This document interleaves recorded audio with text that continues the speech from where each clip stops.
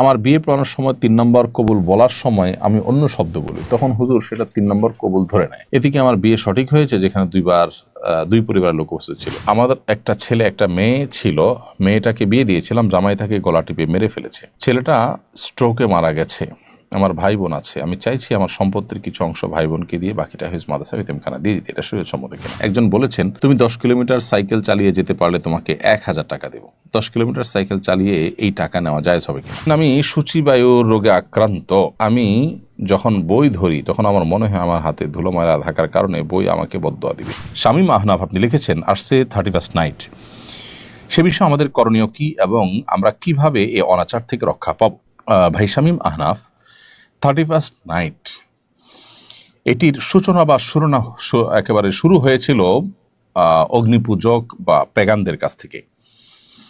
Iran থেকে এটি শুরু এবং তখনকার অগ্নিপূজকরা নৈরোজ বা নওরোজ নামে, নতুন দিন, বছরের প্রথম দিন নামে তারা উৎসব করত। বছরের প্রথম দিন, প্রথম মুহূর্তকে উৎসব করার মধ্য দিয়ে কাটালে সারা বছর ভালো থাকা যায়, এরকম বিশ্বাস তারা ধারণ করত, লালন করত। দুঃখজনক হলেও সত্য যে আধুনিক পৃথিবীতে বিজ্ঞান মনস্ক দাবিদার মানুষেরা সেই কাজটাই এখন করছেন।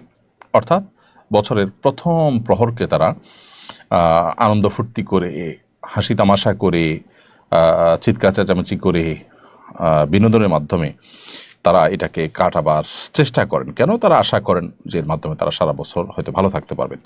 অনেকে অবশ্য আজকাল এই উদযাপন কেন করেন সে উদ্দেশ্যও জানেন না, সেটা তো আরও ভয়াবহ ব্যাপার। অর্থাৎ কেন যে এই হৈহুল্লোড় করছেন, কেন যে আনন্দ করছেন, সেটার কারণ পর্যন্ত জানা নেই। কারণ হলো আপনি আনন্দ করছেন, বিনোদন করছেন কেন? কারণ বছরের প্রথম প্রহর শুরু হয়েছে। তো এটি যদি আপনার আনন্দের কারণ হয়, কি কারণে আনন্দের কারণ? মানে নতুন কিছু আসছে সেজন্য? তাই যদি হয়, তার নতুন ভোর, নতুন সকালও তো আসে আপনার জীবনে, নতুন মাসও তো আসে, কই তখন তো আপনি আনন্দিত হন না। আর সবচেয়ে বড় কথা হলো, যেই মুহূর্তে একটি নতুন বছরকে আপনি আলিঙ্গন করলেন, অভ্যর্থনা জানালেন, সেটা যদি আনন্দের কারণ হয়, তো ঠিক তার আগের মুহূর্তেই তো একটি বছরের বিদায় হয়ে গেল। তো বছরের আগমন যদি, নতুন বছরের শুরু হওয়া যদি আনন্দের কারণ হয়, তাহলে বছরের সমাপ্তি কি বেদনার কারণ হবে না? তার জন্য কি আপনি বেদনাহত হয়েছেন কখনো? তো এই বিষয়টি আমাদের খুব ভালো করে রপ্ত করতে হবে, বুঝতে হবে যে এটি একটি অযৌক্তিক, হাস্যকর একটি কাজ। যারা নিজেদেরকে বিজ্ঞান মনস্ক দাবি করছেন, এই যুগে এসে তারা এই 31st নাইট উদযাপন করছেন, হৈহুল্লোড় করছেন, বছরের প্রথম প্রহরকে ভালোভাবে উদযাপন করে সারা বছর থাকার চেষ্টা করছেন, অথবা উদ্দেশ্যহীনভাবে এই ফুর্তি করছেন, সেই মানুষগুলো তাদের বিবেককে জিজ্ঞাসা করা উচিত তারা কেন এই কাজটি করছেন, এর পেছনে কি যৌক্তিকতা আছে, এর পেছনে কি তাদের সার্থকতা আছে। এটি অন্য ধর্মাবলম্বী অগ্নিপূজকদের থেকে শুরু হলেও পরবর্তীতে খ্রিস্টানরা এটিকে খুব ভালো করে ধারণ করেছে। দুর্ভাগ্যজনক বিষয় হলো, এদেশের মানুষের, এই মাটির এবং এদেশের মানুষের যত রকমের কালচার আছে, ধর্মভিত্তিক কালচার, অঞ্চলভিত্তিক কালচার, তার কোনোটির সাথে 31st নাইটের কোনো সম্পর্ক নেই, অথচ এটি আমাদের দেশে চাপিয়ে দেওয়া হচ্ছে। এটির ফলে মায়ের কোলের শিশু আতশবাজির বিকট আওয়াজে মারা যাওয়ার ঘটনা ঘটেছে আমরা জানি, এবং সেটি আদালত পর্যন্ত গেছে। এবং সেই সাথে একজন নারী উদ্যোক্তা বছর 2 আগে তার সর্বস্ব পুড়ে ছাই হয়েছে আতশবাজির আগুনে। তো সেটাও আমরা জানি। এরপর আমাদের দেশে পরিবেশ, প্রকৃতি, পাখিকুল তাদের আতঙ্কের কারণ হয়ে থাকে আতশবাজি। তো এই সমস্ত কারণে ইতোমধ্যে আমাদের দেশে আমরা জানি যে আতশবাজি এবং পটকা ফুটানো এটি নিষিদ্ধ হয়েছে 31st নাইট উপলক্ষে। সো এ বিষয়ে যদি কেউ কোনো প্রকার অন্যায় করতে চায়, কেউ যদি আইন লঙ্ঘন করতে চায়, কেউ যদি মানুষের জীবনকে, পশু পাখির জীবনকে বিষিয়ে তুলতে চায়, তাহলে তাদের হাত ধরে থামিয়ে দিতে হবে। সবাই সমাজে উদ্যোগ নিতে হবে এই ধরনের কর্মকাণ্ড যেন কেউ ঘটাতে না পারে। তাহলে ইনশাআল্লাহ এই পরিস্থিতি থেকে আমরা হয়তো রক্ষা পাবো। আমাদের দেশে একটা শ্রেণী মানুষ, তারা বাহির থেকে বিভিন্ন কালচারকে তারা আমদানি করে দেশে পুশ করার চেষ্টা করেন। বিশেষ করে এক শ্রেণীর মিডিয়া আছেন, এক শ্রেণীর সুশীল সমাজ আছেন, যারা বাহিরের বিভিন্ন এজেন্ডা বাস্তবায়ন করার চেষ্টা করেন। তারা আমাদের দেশের উপর কালচারাল আক্রমণ বা সাংস্কৃতিক আগ্রাসন তারা চালানোর জন্য হাতিয়ার হিসেবে ব্যবহৃত হচ্ছেন, সেই মানুষগুলোর উপর আমাদের সতর্ক থাকতে হবে, সচেতন থাকতে হবে, এবং আমাদের দেশের উপরে চালানো যে আপনার কালচারাল যে অ্যাটাক বা সাংস্কৃতিক যে আক্রমণ, এটাকে প্রতিহত করার চেষ্টা আমাদের করতে হবে। এই সমস্ত মিডিয়াগুলো এই বিজাতীয় সংস্কৃতিগুলোকে আমাদের দেশে গেলানোর চেষ্টা করছে নানাভাবে। এমডি শিহাব লিখেছেন, আমি সূচিবায়ুর রোগে আক্রান্ত। আমি যখন বই ধরি তখন আমার মনে হয় আমার হাতে ধুলো ময়লা থাকার কারণে বই আমাকে বদদোয়া দিবে। আমার প্রশ্ন হলো, বই কি আসলে দোয়া করতে পারে না? বইয়ের কোনো দোয়া বদদোয়া নেই। আপনার এই সূচিবায়ুটার কোনো মানে নাই, বা এটাকে পাত্তা দেওয়ার কোনো কারণ থাকতে পারে না। বই আপনাকে কখনো দোয়া বা বদদোয়া দিতে পারে না। সূচিবায়ুর এই রোগটা থেকে মুক্তির জন্য আপনার যে কাজটি করতে হবে তা হলো আপনাকে ইগনোর করতে হবে। ইগনোর হলো এর ঔষধ।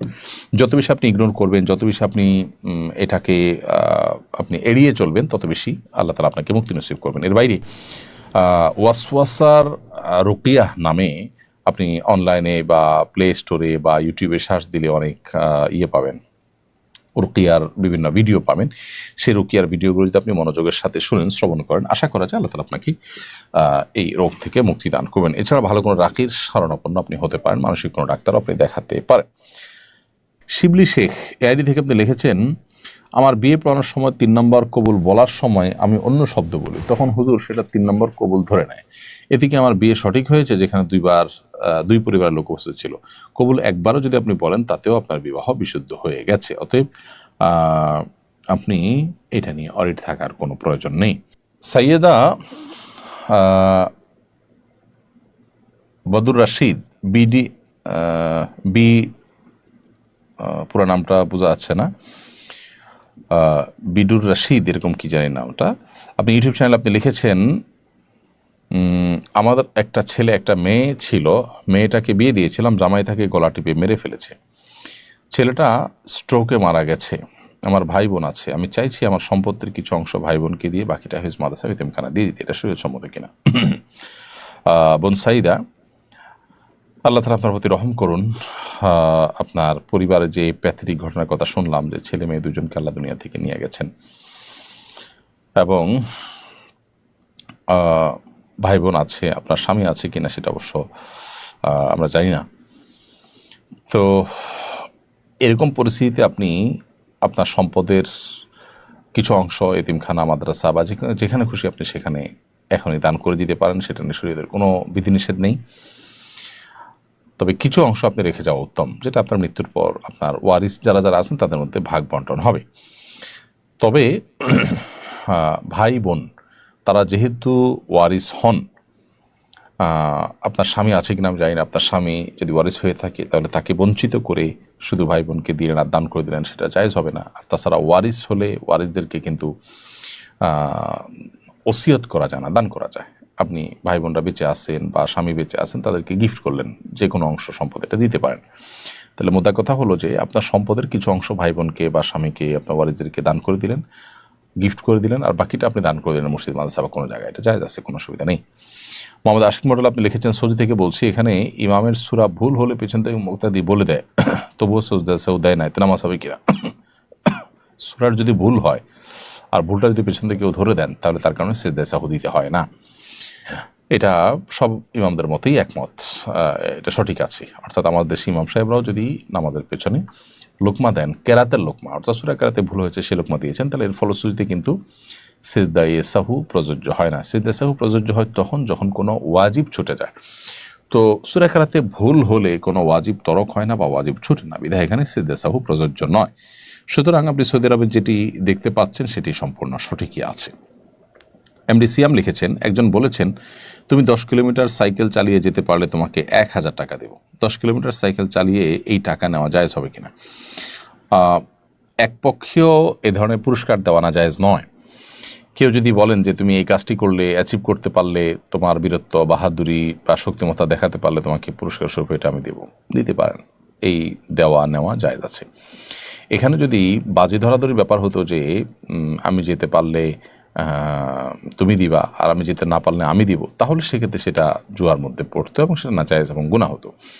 যেহেতু এক পক্ষ পুরস্কার দিচ্ছে, যেতে পারলে পুরস্কার পাবে, আর যেতে পারলে নাই, এটা গ্রহণ করা জায়েজ আছে। ব্যাপারটা এরকম যে কোনো ভালো কাজ বা যে কোনো কাজ কাউকে করতে দিয়ে সে কাজটা করলে তার জন্য বিনিময় দেওয়া বা প্রণোদনা দেওয়া বা পুরস্কার দেওয়া, এটা জায়েজ আছে, কোনো অসুবিধা নেই।